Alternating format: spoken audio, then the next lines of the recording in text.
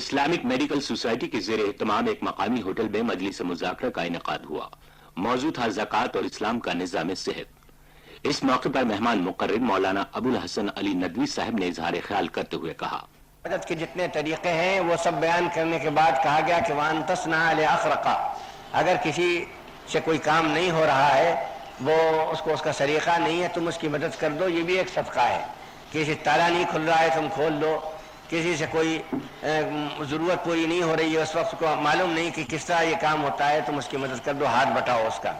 فرض کیجئے کہ زکوٰۃ کے ذریعے سے نظام صحت کو زیادہ مستحکم اور وسیع بنایا جائے۔ جب بھی آپ کے انسانی احساس کی اور آپ کے اندر پدرانہ نہیں بلکہ مادرانہ شفقت کا جذبہ ہو،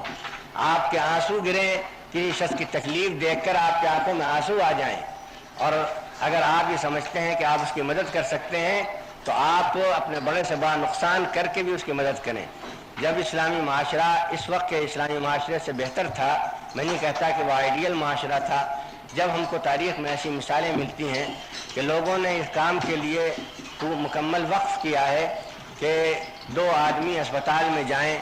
اور 2 مریضوں کے بستروں کے درمیان کے بیڈس کے درمیان کھڑے ہو کر اس طرح کی باتیں کریں کہ بھائی تمہیں کچھ معلوم ہے کہ یہ صاحب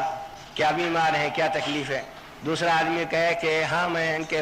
معالج سے ملا تھا، وہ کہتے ہیں معمولی بات ہے، بہت جلدی صحت یاب ہو جائیں گے اور بہت تیزی سے یہ امپروو کر رہے ہیں۔ صرف اس کام کے لیے وقف کیا ہے۔ مغرب میں مجھے ایک وقف کا علم ہے کہ اس کام کے لیے کیا گیا تھا کہ مریض کا دل بہت تھوڑا بہت نازک ہوتا ہے، اگر کہہ دیا جائے کہ جانبر نہیں ہوگا تو وہ ہو سکتا ہے کہ اسی وقت کلیپس ہو جائے، اسی وقت بالکل وہ جان توڑ دے۔ تو اس کے لیے ایک وقف کیا گیا۔ اسی طریقے سے آپ اگر صرف اوقاف کی تاریخ پڑھیں اور بعض لوگوں نے اس پر کام کیا ہے تو معلوم ہوگا کہ جب وہ انسان مسلمان کا ذہن صحیح طور پر کام کر رہا تھا، صحیح طور پر فنکشن کر رہا تھا اسلامی خطوط اور لائنز پر، تو اس کو ان باتوں کا کتنا احساس تھا۔ اگر کسی نوکر کے ہاتھ سے کوئی چیز ضائع ہو جائے تو ایک ایسی جگہ شہر میں بنائی تھی جہاں ہر طرح کی چیزیں ملتی تھیں، ہر قسم کا برتن، ہر قسم کی چیز وہاں مفت مل جاتی تھی۔ وہ جا کر کہے کہ مجھ سے میرے آقا کیا فلاں نقصان ہو گیا ہے، فلاں برتن ٹوٹ گیا ہے، فلاں چیز ضائع ہو گئی ہے، میں پریشان ہوں، میں منہ دکھانے کے قابل نہیں، گھر نہیں جا سکتا، اس کو مفت مل جائے گی، جا کر کے ریپلیس کر دے اور وہ کہے کہ مثلا یہ چیز ہے۔ تو یہ جب اسلامی ذہن، اسلامی ضمیر بیدار ہوتا ہے اور اسلامی ذہن صحیح طور پر کام کرتا ہے تو بہت چیزیں بغیر قانون کے بھی ہو جاتی ہیں۔ اور اگر انسان کا ضمیر بیدار نہ ہو تو آپ اس کے لیے کیسا ہی آئین بنائیں اور کیسا ہی نظام، حکیمانہ نظام آپ اس کے لیے تجویز کریں، وہ قدم قدم پر ایسی نئی نئی الجھنیں پیش آئیں گی کہ جو کبھی خواب و خیال میں بھی نہیں تھیں، اور کوئی بڑے سے بڑا قانون ساز بھی ان کو حل نہیں کر سکتا۔ آپ نے زکوٰۃ کے مسئلے پر سوچنا شروع کیا ہے، بڑی مبارک بات ہے، اور اس میں اتنا میں عرض کروں گا کہ اس میں علماء کہ اس سے بھی آپ استفادہ کریں، ان کے خیالات سے اور تحقیقات سے۔ اور اس میں آپ کو معلوم ہے کہ فی سبیل اللہ میں بعض لوگوں نے ان سب چیزوں کو داخل کیا ہے۔ میں اس وقت اس پوزیشن میں نہیں ہوں کہ کسی چیز کے متعلق مثبت یا منفی رائے دوں، لیکن میں آپ سے یہ ضرور عرض کروں گا کہ آپ اپنے پیشے سے نہ صرف یہ کہ معاشرے کے نظام صحت کو درست کریں اور ایک ایسا معاشرہ بنائیں کہ جس کا ہر فرد ممکن حد تک تندرست ہو اور وہ معاشرے کی خدمت انجام دے سکے، بلکہ آپ تبلیغ و دعوت کا کام بھی دوسرے حلقوں سے زیادہ کر سکتے ہیں۔ لوگ آپ کے پاس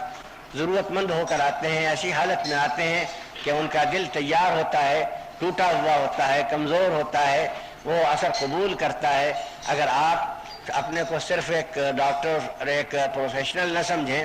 بلکہ آپ یہ سمجھیں کہ آپ اسلام کی بھی نمائندہ ہیں، آپ ہمدردی کا اظہار کریں، اس کے ساتھ ساتھ اس کے کان میں کچھ ایسی باتیں بھی ڈال دیں جو اس کے اس بیماری سے، جس کے بغیر وہ اس بیماری سے بھی زیادہ خطرے میں مبتلا ہوگا۔ اس کے لیے آپ کے سامنے حضرت یوسف کا ایک نمونہ ہے کہ حضرت یوسف کے پاس جب تعبیر پوچھنے والے گئے وہ صرف تعبیر پوچھنے گئے تھے، لیکن حضرت یوسف نے یہ محسوس کر لیا کہ ضرورت ان کو لائی ہے میرے پاس، اور اس وقت ان کے دل کے دروازے، دل کا پٹ کھلا ہوا ہے. یہ سننا تو چاہتے ہیں تعبیر، لیکن اگر حکمت کے ساتھ کوئی اور بات کہی جائے تو اس کو بھی سن لیں گے. وہ اس فن کا ماہر ہے یا نہیں؟ اس لیے یوسف نے سب سے پہلے کہا کہ ذالک مما علمنی ربی. تعبیر جب پوچھنے آئے پریشان تھے تو کہا کہ ہاں خدا نے مجھے اس کا علم دیا ہے، تم اطمینان رکھو. اس لیے کہ ان کو سب سے پہلے اس کی ضرورت تھی کہ معلوم ہو کہ یہ شخص پاس ہم آئے وہ اناڑی تو نہیں ہے، عطائی تو نہیں ہے. اور اس کے بعد دوسری بات انہوں نے یہ، مریض کو دوسری ضرورت یہ ہوتی ہے کہ اس کی بیماری جلدی چلی جائے گی، وہ بہت دیر تو نہیں لگے گی. تو وہ کہا کہ میں تمہیں اس کی تعبیر کھانا آنے سے پہلے بتا دوں گا. کھانا آنے کا وقت غالباً قریب ہوگا اور اس کا ایک وقت مقرر ہوگا. دو ہی چیزوں کی مریض کو ضرورت ہوتی ہے، جس کے پاس گیا ہوں، جس کے پاس وہ گیا ہے وہ ماہر فن ہے، اور دوسری یہ کہ دیر نہیں لگے گی. دونوں باتیں کہنے کے بعد انہوں نے ایک چھوٹا سا ڈوز دیا